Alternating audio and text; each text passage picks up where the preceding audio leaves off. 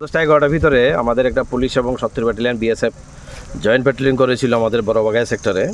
আমাদের এসআই মদন সরকার এবং SI Francis Halam সঙ্গে আমাদের পুলিশ টিএসআর স্টাফ এবং সাথে ছিল 70 ব্যাটালিয়ন বিএসএফ জয়েন্ট প্যাট্রোলিংয়ের সময় আমরা একটা নির্জন স্থানের ভেতরে আমার সিক্রেট খবরও ছিল একটা বড়বাগাইয়ের উল্টা দিকে মানে টুয়ার্ডস ফেন্সিং একটা রাবার বাগানের ভিতরে আমরা যেখানটায় দাঁড়িয়ে আছি এখানে 6টা গরু এই গরুগুলি নিয়ে যাচ্ছিলো অলরেডি টুয়ার্ডস ফেন্সিং এবং এগুলি উইথ ইন্টেন্ট টু স্মাগলিং এগুলি নিয়ে যাচ্ছিলো।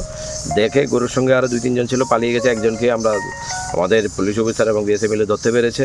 ওর নাম হলো সুমন সূত্রধর, এখানে সিঙ্গিসরা 2 নম্বরে। তো এই গরুগুলি কোনো ডকুমেন্ট কিছু নেই, সম্ভবত এগুলি হয়তো বা কোনো চুরির গরু এবং এগুলিকে এবং আমরা মোবাইলে সার্চ করেছি, অনেক কিছু দেখেছি এখানে ভিতরে যেগুলি অবজেকশনেবল এবং এটা ইনভেস্টিগেশনে আসবে।